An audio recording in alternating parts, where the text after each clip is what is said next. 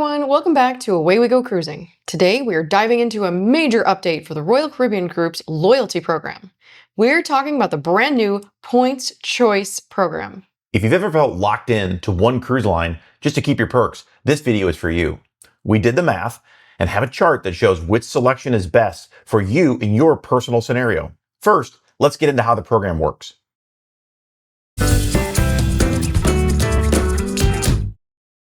The Royal Caribbean Group owns three distinct brands: Royal Caribbean International, the home of the biggest, most innovative ships in the world; Celebrity Cruises, modern luxury with a focus on design and culinary excellence; and Silversea, the pinnacle of ultra-luxury and expedition cruising.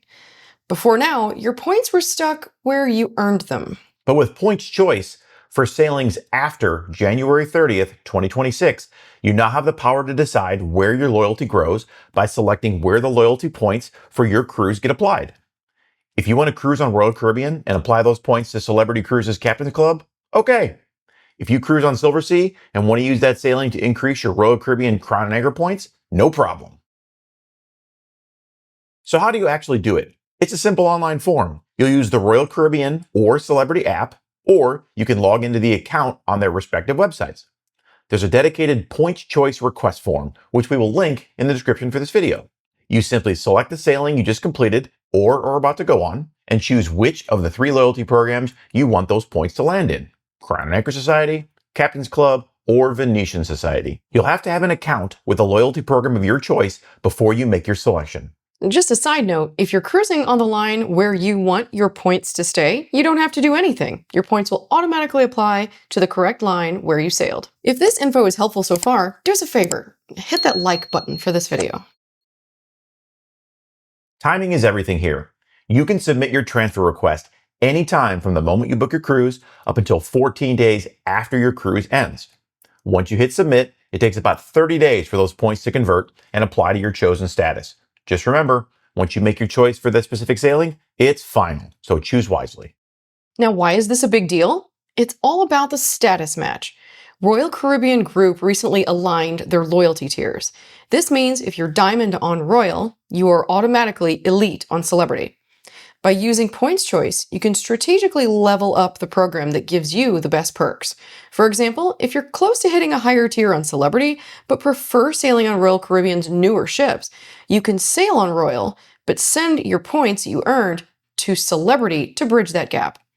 It gives you total flexibility to experience the ultra luxury on Silversea or the family fun on Royal without wasting a week of loyalty building. Okay, I was told there'd be no math, which is true for you.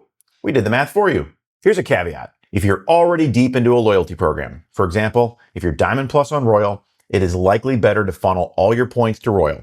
These charts are best used for new cruisers or someone who isn't already an experienced cruiser on one line or another. However, depending on your situation, what class of room you like to sail in, and how much money you want to spend, that may change your mind. These charts show the number of days it takes to achieve the highest tier of loyalty on each line for each type of room. The way it works out, if you primarily sail in a balcony, ocean view, or inside room, it will make sense to transfer your points to Royal. You can see, unless you plan to stay in an ultimate family suite or above on every Royal cruise, your best path to Pinnacle or Zenith is through Royal. Diamond status on Royal and Elite on Celebrity are known to be the first tiers where you really start getting good perks. So here are the charts to get you that level. You can see the math changes a bit, and here adds the Aqua or Owner's Suite for a faster path if you convert to Celebrity. I'd say in most cases, unless you have a bunch of money you want to spend on cruising, converting your points to Royal is going to be your fastest path to Diamond or Elite. We didn't forget the solo cruisers, and here the math is even a bit different. If you plan to sail in just a junior suite or above on Royal, your fastest path to Diamond is now by converting your points to Celebrity, and you complete it in 25 days versus 27 with Royal. It's not a big difference, but it is going to show if you're willing to spend more money on your cruises, the Celebrity path will be faster. Now a quick look at cruising solo to get to Pinnacle or Zenith. Here we're back to having to sail solo in a grand suite or above for your path to the highest tier being Celebrity. If you're willing to sail for probably over $6,000 a night, you can achieve Zenith in a ridiculous 63 nights sailing in a Royal Ultimate Family Townhouse on your own for 2 months. This is about $400,000. This is absurd. Don't do this for real.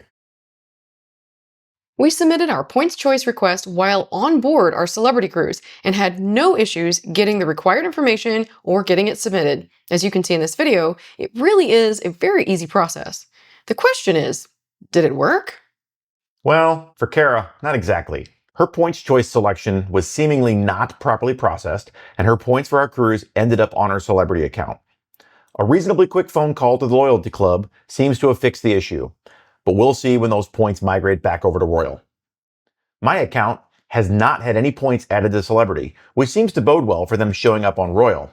And additionally, this weird ghost booking for Star of the Seas, a ship we've never been on, has shown up in my account. I suspect this is some sort of placeholder for them to put our Celebrity cruise. Royal does say it can take up to 30 days for points to show up after your cruise, and we are fairly sure this is just growing pains for a new system. We did take the very first cruise on the very first day that was eligible for this points choice selection, so we're kind of self-imposing guinea pig status. So we are Diamond Plus on Royal and didn't entertain cruising other lines because of the onboard benefits that came with our status. But because of this new points choice program, we tried Celebrity for the first time. This opens up new experiences, new ports, new ships, flexibility with schedules, and many more price points. We get new and fun cruises while keeping our onboard status benefits, and Royal gets to keep our money in their family. This is a massive win for cruisers who love variety. If you found this breakdown helpful, make sure you hit the like button and subscribe to Away We Go Cruising for more cruise tips, news, and ship tours. Are you going to start moving your points around? Let us know in the comments. Until next time, happy cruising!